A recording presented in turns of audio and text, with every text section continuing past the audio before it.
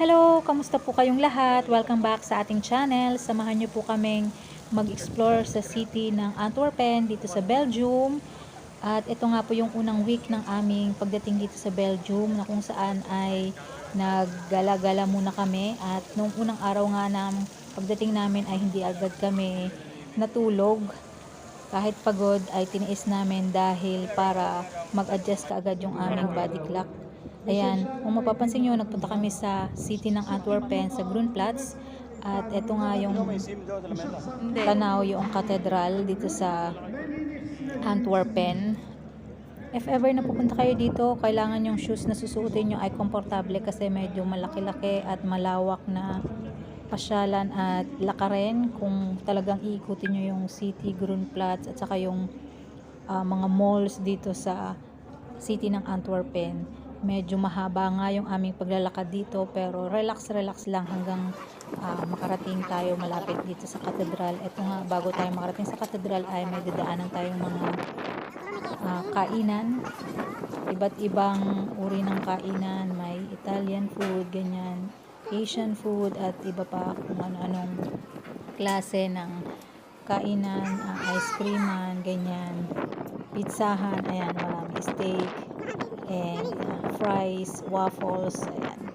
And eto nga, medyo parating na tayo, malapit na tayo sa entrance ng katedral, ayan, dyan. Sa araw na ito ay hindi kami pumasok sa loob ng katedral dahil walang mass. Ito nga, makikita nyo sobrang taas nito at napakaganda ng structure ng katedral dito. Ayan. And ayan, naglakad-lakad ulit kami hanggang malibot-libot namin itong area ng malapit sa katedral. Hanggang marating namin itong tinatawag nilang Bravo Monument. Ito daw yung officially known as the Bravo Fountain. Ito yung isa sa Antwerpen's most iconic landmarks and it stands in the center of the Groot Market or yung Market Square, surrounded by beautiful historic guild houses and the city hall. And of course, nagpicture, video, ayan, maganda yung weather nung nagpunta kami dito, kaya naman maganda yung mga picture, malinaw, at marami nga kaming nakuhang pictures dito, isa-isa kami nagpicturan at ayun, gusto nga namin magpa-picture dito ng kaming tatlo, pero medyo matagal kami nakakuha or nakahanap ng magpipicture hanggang sa merong lumapit sa amin isang Pilipina na nagsabi Philippines or Kabayan, ayan, at dahil doon ay nakapagpa-picture kami. At pagkatapos dyan ay naglakad-lakad ulit kami hanggang makapunta kami doon sa may bridge na merong malawak na river. Ayan, kung mapapansin nyo, medyo mahaba-haba pa rin yung lakarin at buti na lang maganda yung panahon at hindi gaanong nafe-feel yung pagod sa paglalakad.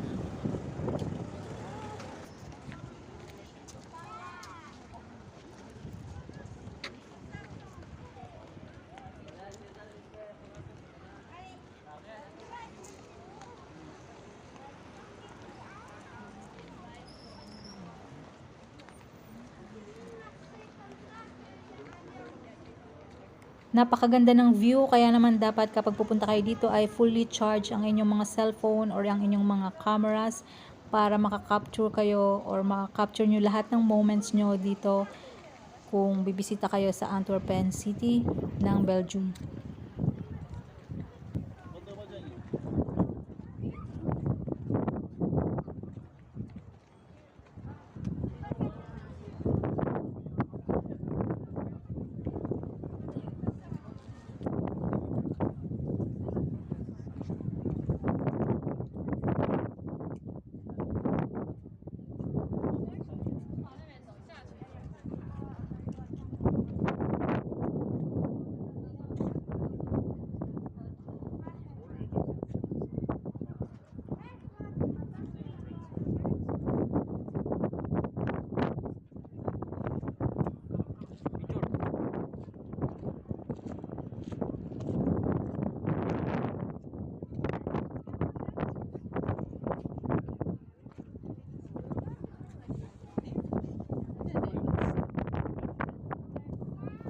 Pagbaba namin dito, merong malapit na nagbibenta ng ice cream, kaya naman ayan, tinry namin na bumili ng ice cream dito para ma-refresh naman kami habang papunta naman daw kami sa Mass Museum. Ayan, let's enjoy muna dito sa pag-ice cream namin.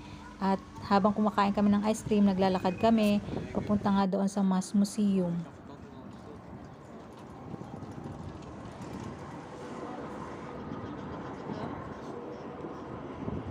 Ang Mass Museum daw ay isa sa most famous museums dito sa Antwerpen, and Mass stands for Museum aan de Stroom, which means Museum on the River.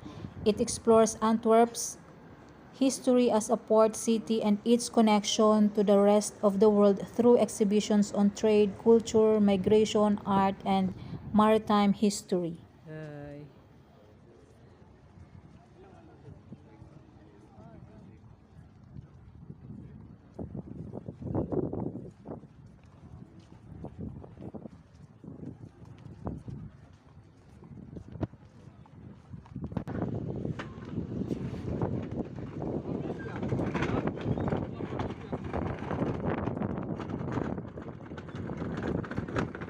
Pero bago kami pumasok sa Mass Museum ay naglibot-libot muna kami sa paligid at nakita nga namin, ayan, nandito kami sa mga yate. Nag-picture-picture muna, nag-video-video at nagpahinga.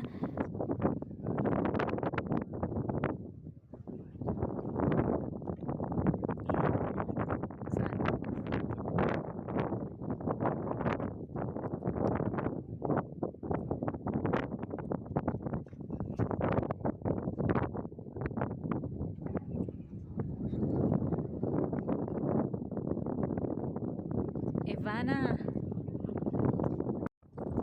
At napansin ko nga yung pangalan ng isang yate, ayan, Ivana. Iba lang yung spelling ni Ivana sa atin. At dito sa yate na Ivana. Wala lang, nakita ko lang.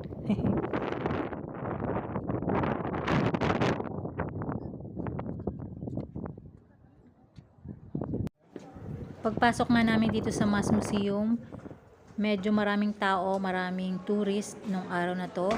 Yung highlights ng Mass Museum, ito yung striking red sandstone building with a unique struck glass design, panoramic rooftop offering one of the best free views of Antwerp, exhibits featuring art, history, shipping, and cultures from around the world, family-friendly displays, and attractive exhibits.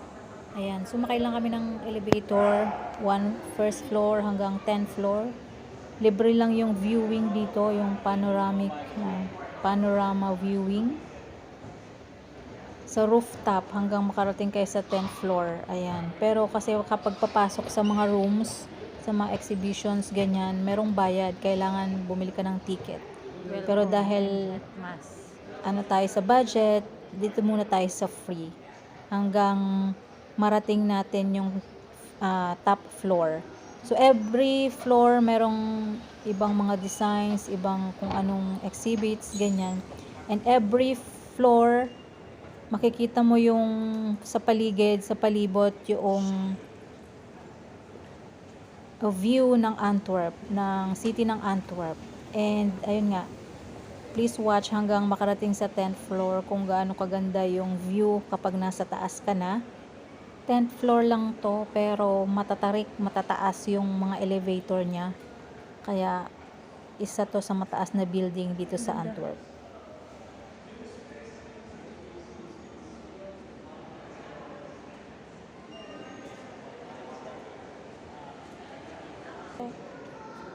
Ganda.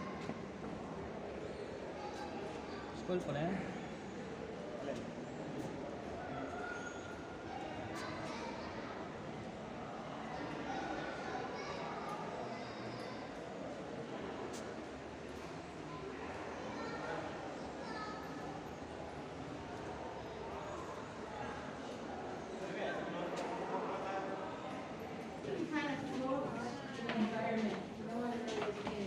Yan, open air.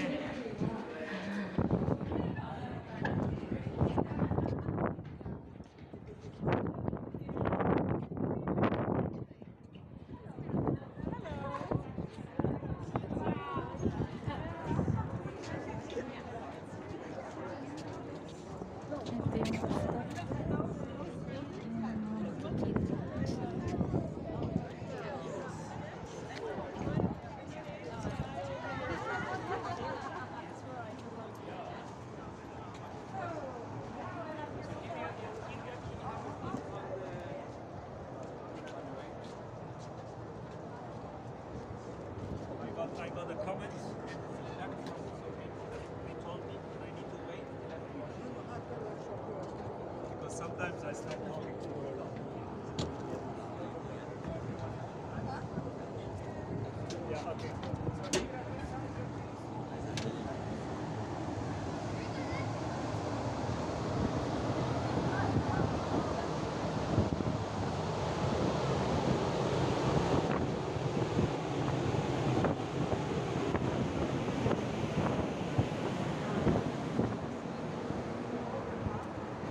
pala.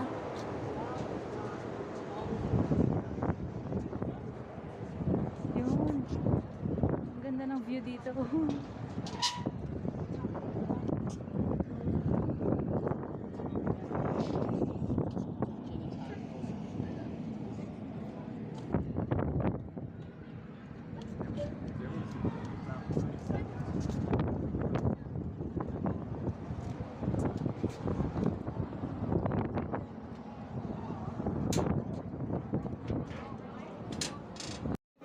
Nag-try kaming kumain ng pizza dito sa Pizzateria. Ayan, dahil favorite ng Pizza. anak namin ang pizza. Ayan, merienda. Kain muna tayo ng Kaya mo pizza. yan? Kaya mo ubusin? Oo daw eh. Kaya daw niya ubusin.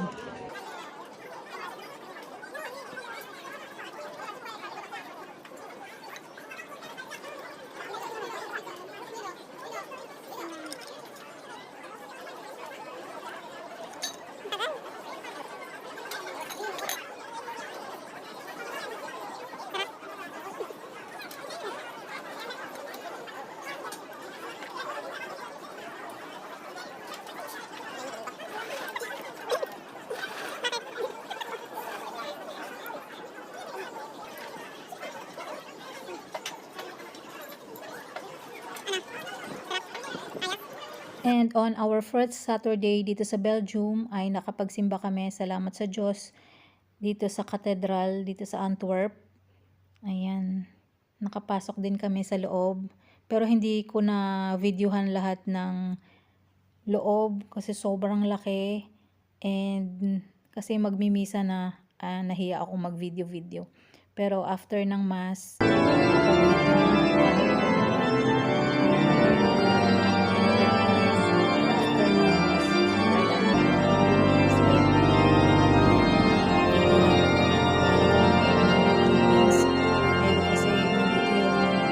paintings ng sikat na painter na si Ruben, and ayan, nasimplihan ko lang yung ilan sa mga obra maestra niya.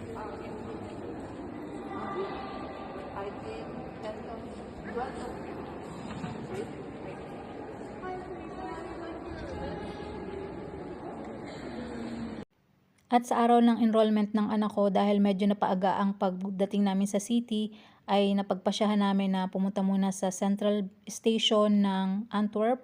At ito nga, hindi ako nakapag-video. Hindi nakapag-video ako, pero akala ko nag-video ako. Yung pala ay hindi ko na-click yung video, kaya naman yung entrance ay hindi ko na-videohan. Pero yung pagdating dito sa station, ayan, train station, ayan, nakapag-video naman ako ng konti. Yung sa entrance lang talaga, kaya picture lang yung naipakita ko sa inyo. Ito daw yung most beautiful train station. Sana nag-enjoy kayo sa panonood, at sa mga next time pa naming mga gala or travel dito sa Antwerp or sa iba pang part dito sa Europe ay i-share ko po sa inyo. And Ba't ayaw mo? thank you so much for watching. Kaya kung hindi ka pa nakapag-subscribe ay please click mo na po yung subscribe button and bell notification button para updated ka sa mga next videos na upload ko. Thank you so much. Bye!